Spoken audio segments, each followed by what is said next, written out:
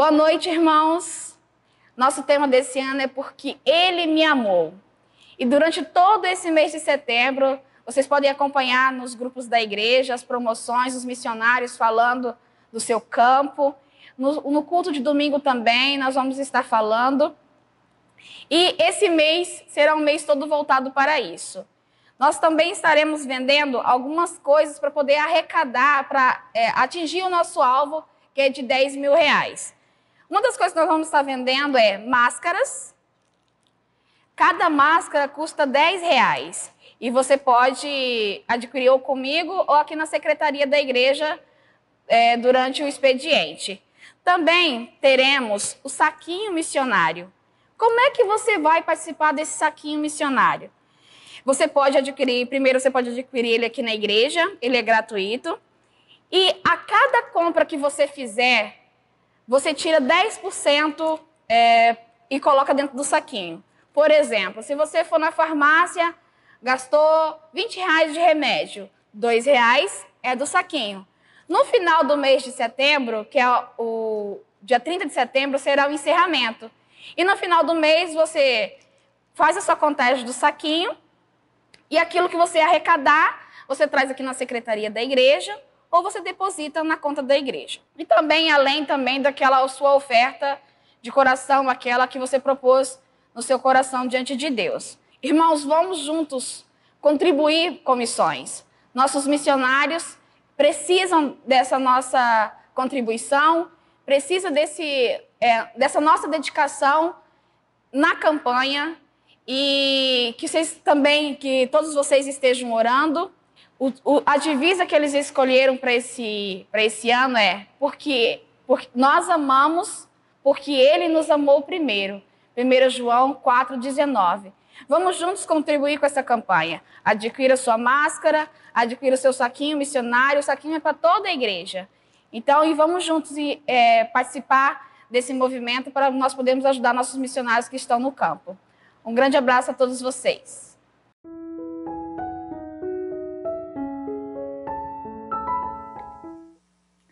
Olá, irmãos, boa noite. Uma alegria poder retornar aos lares da PIB Freguesia para este encontro semanal.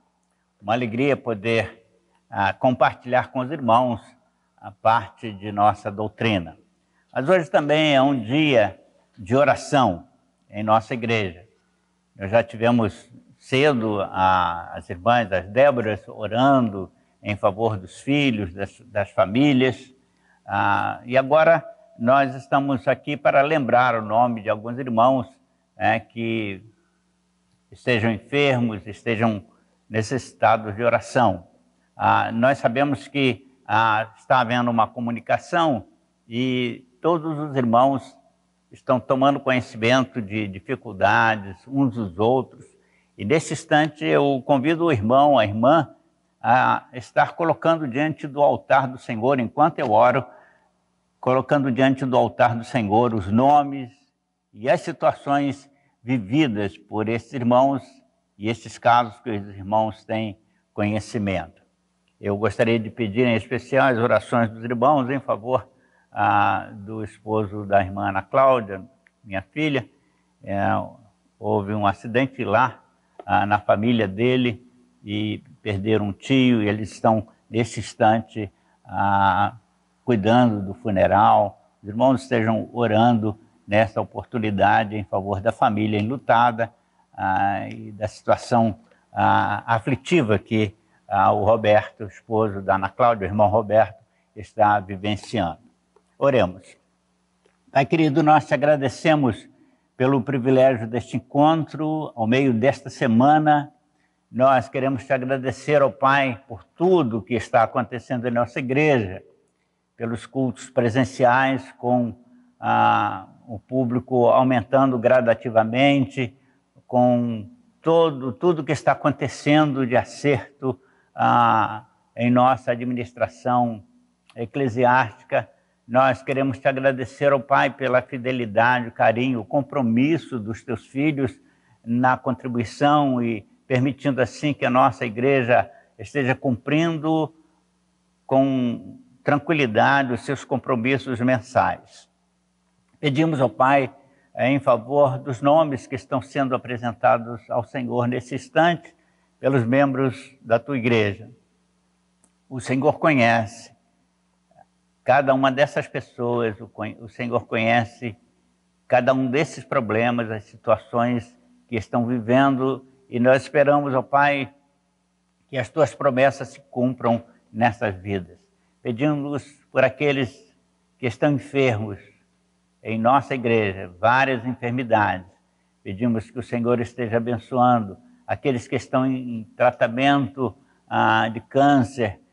Nós suplicamos, ó Pai, que esteja operando na vida desses irmãos, dessas irmãs, para que eles possam vencer essa dificuldade com galhardia e possam voltar ao nosso convívio com alegria, louvando o teu nome pela operação do milagre na vida deles.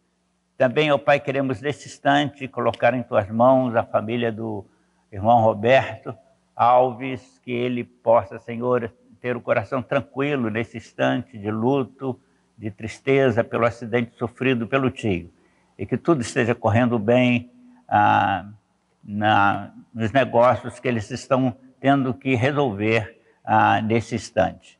Oramos em nome de Jesus. Amém. Irmãos, nós estaremos concluindo hoje o estudo sobre noções sobre mordomia. Na quarta-feira passada e hoje estaremos tratando da mordomia financeira, da questão do dízimo e de finanças. Na semana passada falamos sobre finanças e hoje estaremos falando mais detidamente sobre o dízimo. No próximo domingo de manhã, eu ainda vou concluir o assunto pregando no culto da manhã sobre o mesmo assunto, o dízimo.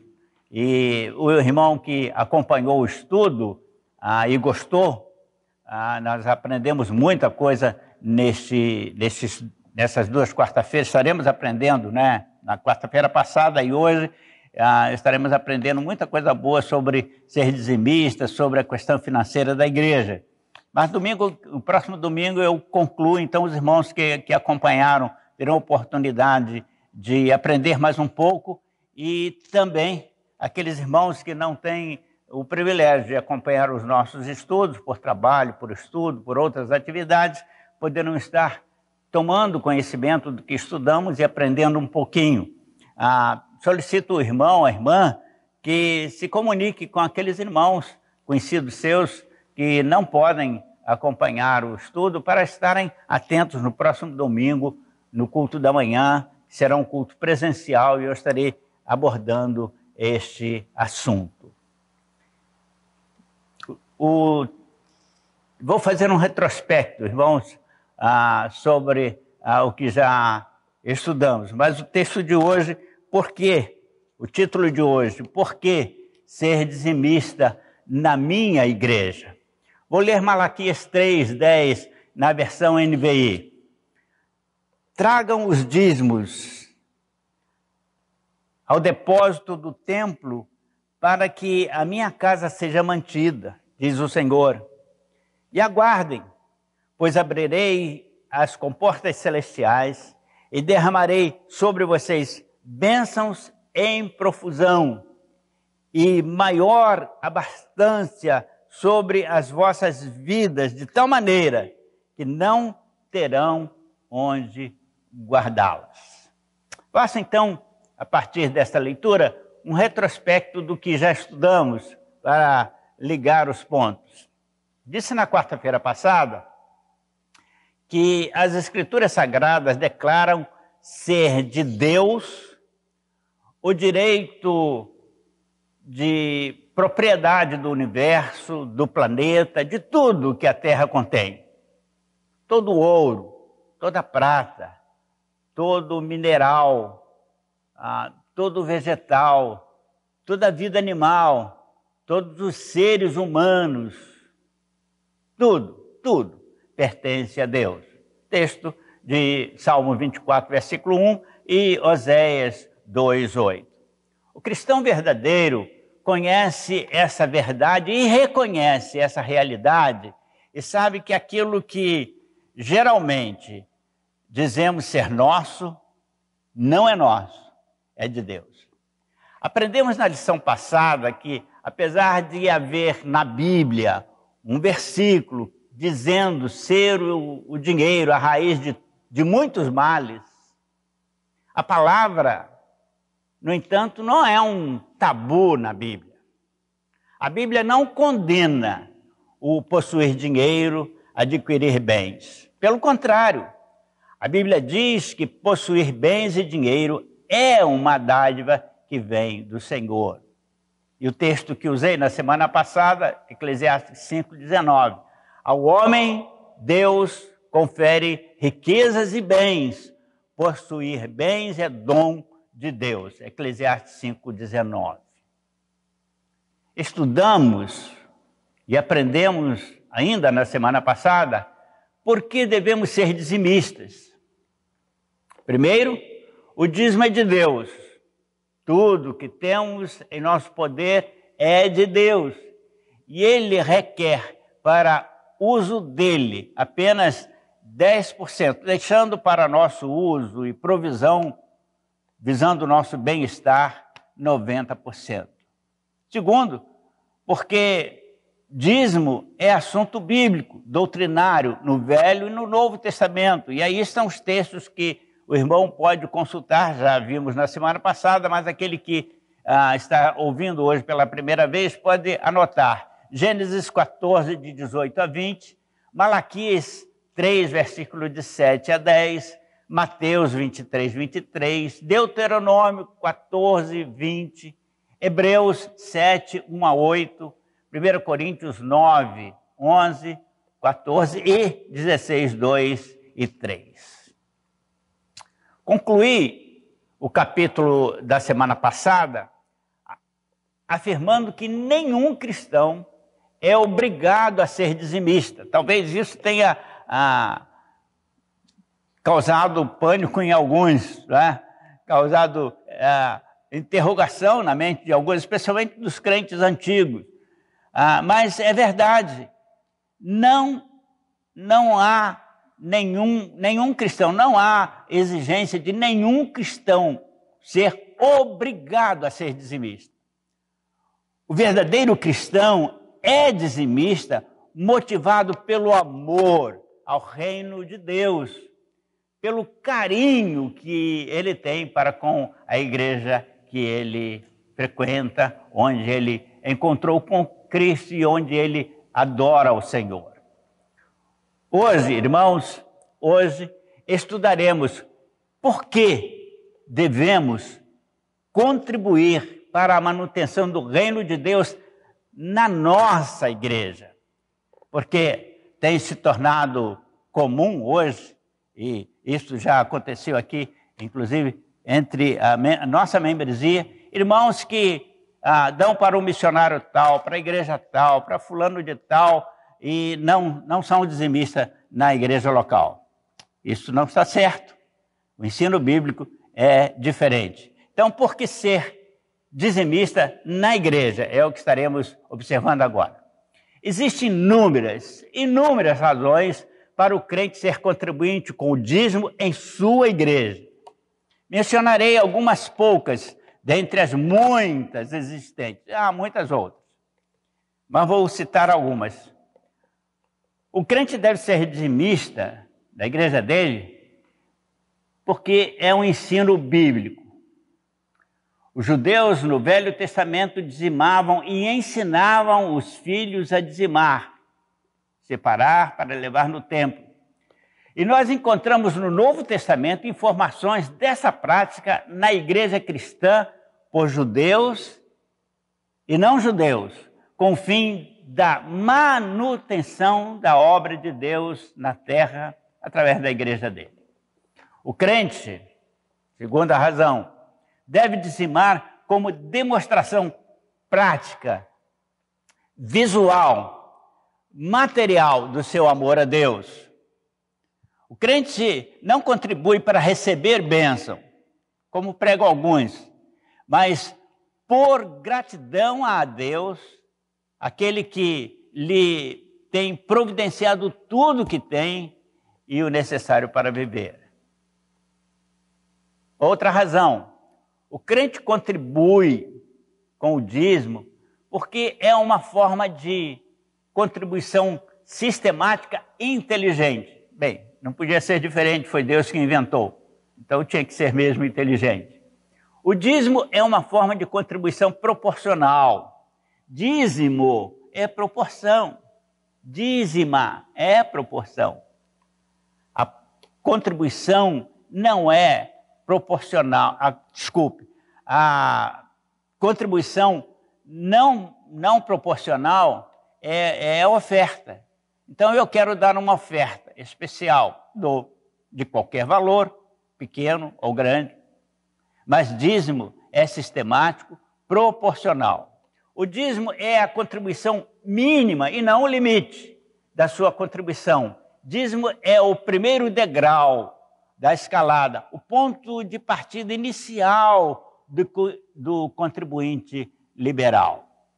Abro uma aspas aqui, estou lembrando, né, veio à mente a história do Dr. Colgate, um empresário norte-americano, isso há muitos anos, que, inclusive, o Colgate que usamos aí nas pastas de dente é oriundo dessa empresa. Mas o fundador da empresa era crente, batista, e diz a história desse homem que ele começou dando dízimo, e Deus foi abençoando, e ele aumentou o dízimo para 20%, ele já não dava mais 10%, e foi para 30%, foi para 40%, e conta a história, isso eu estou repetindo a história que eu vi, que ao final da vida dele, ele colocava à disposição do reino de Deus 90% do lucro das empresas dele e ficava apenas com 10%.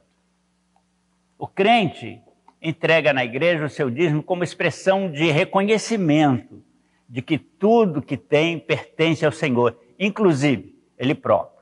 Quando o crente entrega na sua igreja o dízimo, ele está afirmando que, como Abraão, ele reconhece que Deus é o dono do céu e da terra, do mundo e daqueles que no mundo habitam.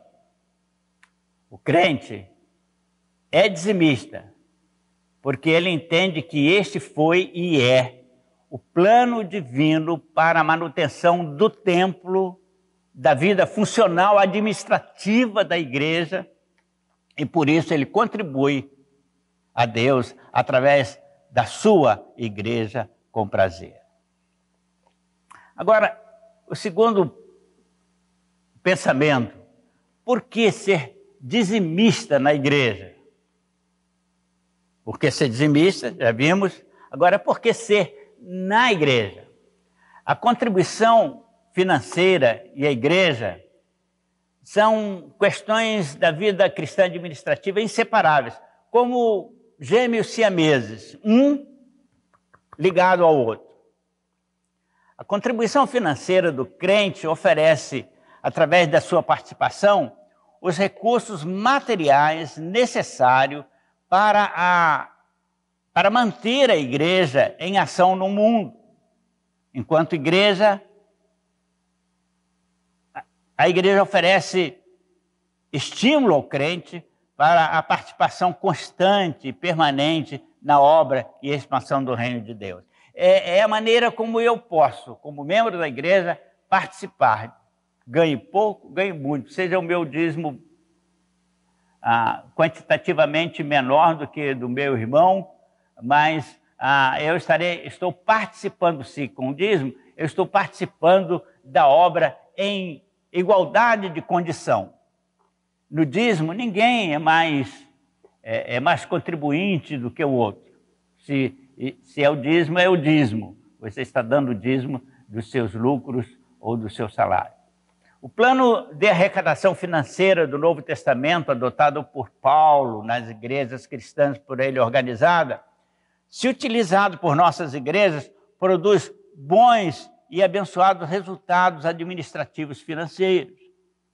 Irmãos, nós admitimos, aceitamos, etc. Há muitas igrejas que funcionam assim, a cantina e venda disso e venda daquilo para obter recursos. se todos os membros da igreja fossem dizimistas, não haveria necessidade de campanhas, porque as entradas da igreja daria muito bem para suprir. Também, da minha experiência ministerial, conheço casos de igrejas para trás que tiveram colégios. Conheci uma igreja, não muito distante daqui, no Campo Fluminense, que tinha um colégio imenso, muitos alunos, uma situação interessante. E chegou um momento em que o movimento do caixa do colégio era maior do que os da igreja. Então começou a engolir a igreja. E para que não continuassem com problemas administrativos, a igreja teve que fechar o colégio para viver só dos seus recursos. Conheci também uma igreja aí no estado de Minas, que um dos membros da igreja era um rico fazendeiro plantador de café. E eu passei lá pela igreja na ocasião, quando ele colheu uma grande safra, ele deu um dízimo imensurável. Dava para pagar o salário do pastor e de outros obreiros da igreja o ano todo. E então, muito satisfeito, pastor, eu preguei nessa igreja, o pastor me compartilhou isso, que o salário dele estava garantido para o resto do tempo, e os dízimos dos outros irmãos não eram nem tão importantes. Meus irmãos, o fazendeiro lá para frente teve dificuldade, entrou aí o plano Collor e teve uma situação de movimento bancário, e de repente a igreja ficou numa situação de dificuldade imensa. E os irmãos que estavam desacostumados de participar, porque o irmão fulano de tal dava o maior dízimo, não puderam acompanhar a situação aflitiva da igreja na oportunidade. Irmãos, não dá para misturar. Eu não entendo misturar dinheiros, não é? Dinheiro de fora com dinheiro da igreja. Não dá certo, não dá certo. A nossa igreja tem a creche e nós fizemos convênio com a prefeitura e organizamos uma ONG para que todo o movimento da creche e dos convênios tenha o seu próprio caixa, a sua própria situação, independente da igreja. Não dá certo misturar, pelo menos dentro do meu conceito. O plano de arrecadação, a criação financeira do crente, a contribuição financeira do crente, oferece, através da participação deste crente, os recursos materiais necessários para a manutenção da igreja, para que ela possa estar em ação no mundo, dentro do contexto do plano de Deus. E essa participação oferece ao crente, então, estímulo, não é, no crescimento do reino de Deus. O plano de arrecadação financeiro do Novo Testamento, adotado por Paulo, nas igrejas que ele organizou, se hoje, repito, se adotado hoje com seriedade pelas igrejas, daria bons resultados. Orientando os crentes, membros da igreja em Corinto, com respeito ao recolhimento financeiro para a igreja em Jerusalém, que passava por dificuldade financeira, Paulo orientou. No primeiro dia da semana, isto é, no domingo, ponham à parte em casa, segundo a sua prosperidade, isto é, seu ganho financeiro, e ajunte até que eu vá e esteja convosco. Esse plano, ainda que sugerido para uma oferta de amor, uma contribuição extra especial para a igreja em Jerusalém, me parece usual para o recolhimento das contribuições dos crentes nas igrejas do primeiro e segundo século, e nos serve de modelo perfeito para o recolhimento de nossas contribuições regulares em nossas igrejas hoje. No primeiro dia da semana, observe, em nosso caso, quando recebemos nossos proventos, nosso salário mensal. Separe, orientou Paulo, separe conforme a sua prosperidade, seu ganho salarial. Cada um de vós, o ideal é que cada membro da igreja seja contribuinte. Aprenda a ser dizimista, pois assim como cada um de nós temos compromissos e contas a pagar, a igreja, como organismo vivo na terra, também tem compromissos a saldar. Eu aconselho aos irmãos interessados neste assunto, que queiram estar dentro do contexto bíblico doutrinário, na orientação do Novo Testamento, que façam como os judeus, ensine os seus filhos a darem o dízimo. Não é dar uma oferta. Eu admiro, há pais que chegam, colocam na mão do filho o seu envelopezinho para ele levar lá na frente. Mas ensine ele a dar o dízimo. Dá 10 reais a eles, então diz assim, meu filho, tira aqui R$1 para o seu dízimo. Vai dar 100 reais para ele, tira aqui os seus 10 reais para o dízimo. Ensine o seu filho a ser dizimista. O ideal, pois, é que cada crente seja instruído na graça de dar e cada um assuma o compromisso de ajudar com o dízimo a sustentar o trabalho da igreja, cooperando na responsabilidade financeira da igreja. O dízimo do nosso salário é um modelo de contribuição proporcional instituído por Deus e colocado no coração dos patriarcas e depois ordenado a Moisés para que colocasse na lei cerimonial judaica. Agora, irmãos, já indo para o final, quero colocar para vocês algumas razões para que eu contribua como igreja, razões para contribuir na minha igreja. A primeira razão, irmão, que eu apresento, que me motiva, é a gratidão. A igreja é a instituição que Deus usou na terra para que eu fosse alcançado pela graça salvadora do Evangelho e salvo por Jesus Cristo. Foi a igreja, um instrumento que Deus usou para, através de um ou mais membros da igreja, me alcançar com a salvação.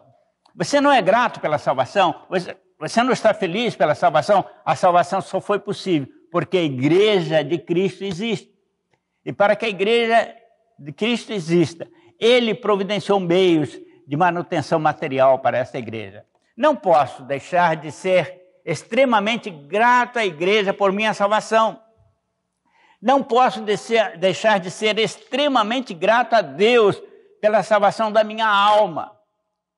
E uma boa maneira de demonstrar e expressar essa gratidão é ajudando na manutenção da igreja da qual sou membro, para que ela continue a obra que operou em mim em outros, para que, como eu, esses outros possam ser salvos. A outra razão, além da gratidão, é o respeito. Na carta aos Efésios, Paulo fala do extraordinário sacrifício feito por Cristo para construir para si mesmo e implantar na terra a sua igreja gloriosa e sem mácula. Efésios 5, versículo 26 e 27.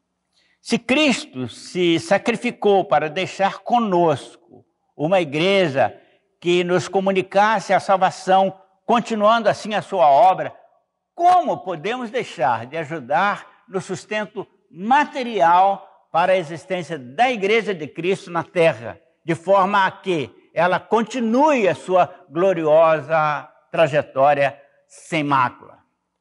Como negligenciar nossas obrigações para com a igreja de Cristo? Como ficar indiferente às obrigações da igreja da qual sou membro? Como deixar de honrá-la, adorná-la, tratá-la bem com carinho e dignidade, sabendo que Jesus voltará um dia para buscá-la? Como me apresentarei diante do Senhor naquele dia se tiver sido infiel no cuidado e no trato com a igreja que é dele e da qual sou membro? Uma outra razão, além da gratidão e do compromisso de responsabilidade, a alegria. Devemos contribuir alegremente. Está lá em 2 Coríntios 9, 7. Nenhum ato do culto a Deus deve ser por constrangimento, irmãos, por aborrecimento, sem espontaneidade, especialmente o ato da contribuição.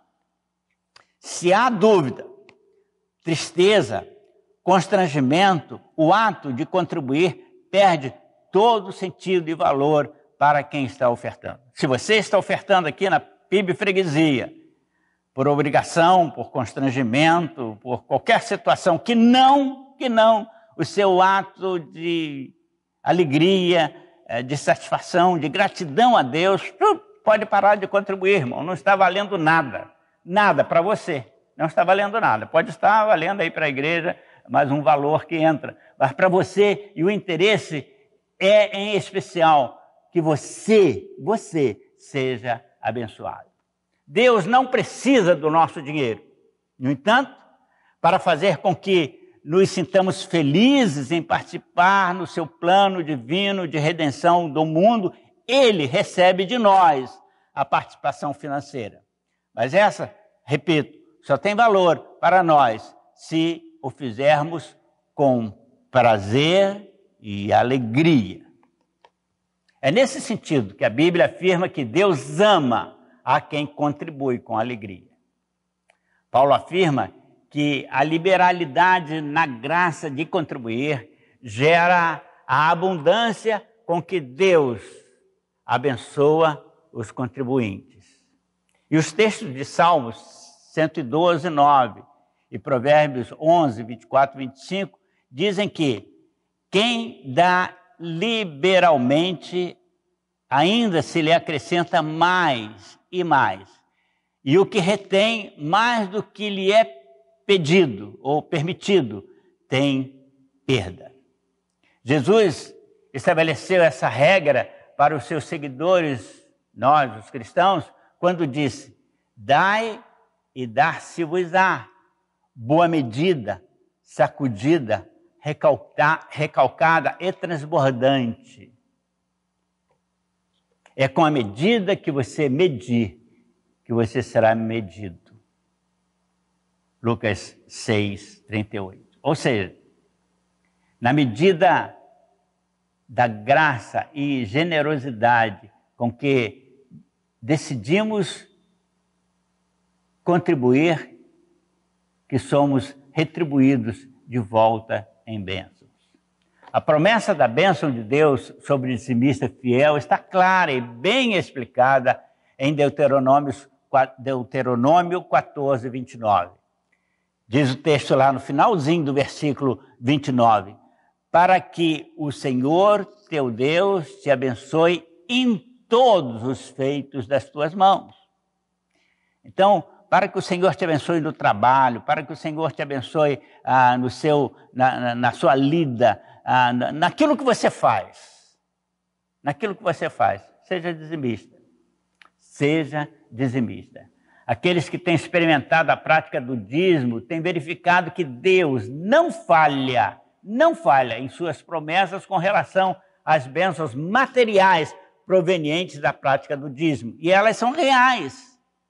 Porém, irmãos, o retorno das bênçãos em bens materiais não deve ser um motivo, não deve ser a motivação para a nossa contribuição, mas sim a alegria de contribuir com a expansão do reino na salvação de almas. Deus é tão bom que Ele ainda nos abençoa quando agimos assim. Irmãos, concluindo este assunto, que espero ter esclarecido no coração dos irmãos, ter dado informações úteis aos irmãos, né? Muita gente não sabe o que é o dízimo, muito crente, membro da igreja, não sabe o que é o dízimo, por que o dízimo, etc. Né? Eu espero, então, que com essa série tenha abençoado os irmãos. Mas eu quero concluir. Amado irmão, irmã, querida, Seja um dizimista, uma dizimista fiel. O dízimo que você entrega em tua igreja não vai para o céu. Não pode realizar coisa alguma no céu. O dinheiro que você entrega aqui na mão do tesoureiro, ele não é transferido para o céu e não realiza nada no céu. Mas vai realizar coisas celestiais aqui na terra. Então essa é uma razão boa para que você seja dizimista. É através do teu dízimo que a tua igreja é impulsionada a falar aos homens em todo o mundo, mostrando-lhes como serem alcançados pela vida eterna. E só esse fato, para mim, é uma bênção. 2 influências me levaram a ser dizimista com prazer. Primeiro, o exemplo de meus pais. Eram fiéis dizimistas e sempre muito abençoados. E segundo, a profunda experiência cristã que eu tive quando da entrega da minha vida a Cristo. Fiquei feliz, nasci em lar cristão, cresci no lar cristão, aprendi desde menino as coisas relacionadas a Deus, mas houve um momento na minha vida, os meus 8 aninhos, em que eu tive a experiência com Cristo. A alegria foi tamanha e continua pelo gozo da minha salvação, que eu me sinto prazeroso em retribuir a Deus com alegria aquilo que Ele tem feito por mim. Baseado em minha própria experiência como dizimista, eu posso dizer, sem hesitar, que vale a pena ser dizimista. Porque todo crente, qualquer que seja a sua situação financeira, deve fazer é ser dizimista. Deve confiar em Deus, crer em suas promessas, passar a ser dizimista. Faça isso, irmão. Faça isso. E você será abençoado. Lembra que eu não estou interessado, não estou trazendo essa mensagem, trazendo esse assunto, interessado no seu dinheiro. Porque, como disse, é seu, isto é de Deus, não é meu, não é seu, é de Deus. Então, mas eu estou interessado em que você possa viver uma experiência de bênção, de alegria. Termino orando para que Deus lhe conceda seu dom inefável e infunde em tua alma um profundo sentimento de generosidade e responsabilidade, tornando-o uma fiel dizimista para a tua própria bênção, alegria e felicidade. No próximo estudo, estaremos abordando doutrinas bíblicas da nossa fé. E eu vou começar com a Bíblia. Estarei na próxima quarta-feira falando sobre a Bíblia. Muito interessante, o estudo já está pronto e depois nós seguiremos acompanhando a linha de doutrinas de nossa denominação. Oremos ao Senhor, encerrando com prazer e alegria o culto e o estudo desta noite. Pai querido, te agradecemos pelo privilégio de ministrar a tua palavra e pelo privilégio, Pai, de falarmos de assuntos relacionados a bens materiais, a situação material, mas focando, Pai, em que aqueles que estão plenos dentro do teu plano de expansão do reino na face da terra, são felizes, são alcançados por bênçãos incontáveis, tanto materiais como espirituais. Que as minhas explanações possam ter abençoado a mente, a alma dos teus filhos, aqueles que ainda não haviam entendido esta parte tão importante da vida cristã, possam ter entendido agora e possam vivenciar a experiência que eu tenho vivenciado na fidelidade, no dízimo diante do Senhor. Abençoe, Senhor, o teu povo, aqui da freguesia e toda a tua igreja espalhada sobre a face da terra. E que o amor de Deus, a graça do nosso Senhor e Salvador Jesus, seja com todos vós. Amém. Oi pessoal, hoje aqui no nosso Panorama Bíblico nós vamos falar do livro de Gálatas. A Galácia era uma província ali ao sul da Ásia, visitada por Paulo nas suas viagens missionárias, né? E aí existe uma dúvida se essa carta foi escrita logo após a primeira viagem ou se foi escrita lá na sua terceira viagem, após ele ter visitado, né, revisitado a região ali pela segunda vez. Porém, o que importa aqui hoje é que a gente entenda o contexto para o qual a carta foi escrita. Bom, os judeus cristãos daquela igreja estavam pregando um novo evangelho, um falso evangelho de que a fé em Jesus Cristo não era suficiente para a salvação dos gentios e eles precisavam praticar a circuncisão. Para quem não sabe, a circuncisão é uma prática judaica onde um menino com 8 dias de idade, né, ele é levado para um procedimento de retirada do seu prepúcio, né? É uma pele ali do pênis, e isso representava para eles uma aliança com Deus, né? Uma aliança de comunhão com Deus. E Paulo precisava fazer a correção desse engano, né, para que os gentios e os judeus entendessem que a salvação era pela fé em Cristo e isso era o suficiente. Isso gerou um certo desentendimento entre Paulo e Barnabé, né, na sua primeira viagem missionária. Esse problema precisou ser levado aos discípulos em Jerusalém. Eles criaram um concílio junto ali com os presbíteros para resolver a questão e realmente escreveram ali uma carta solucionando o problema, né, e desfazendo o engano. Então essa carta ela foi divulgada, né, nas suas viagens posteriores e o problema ali de Gálatas foi resolvido, né, e Paulo então exortou a igreja em relação a isso, reafirmando na sua carta que a fé em Jesus era o suficiente para a salvação de todos, judeus e gentios. Que Deus abençoe a sua leitura.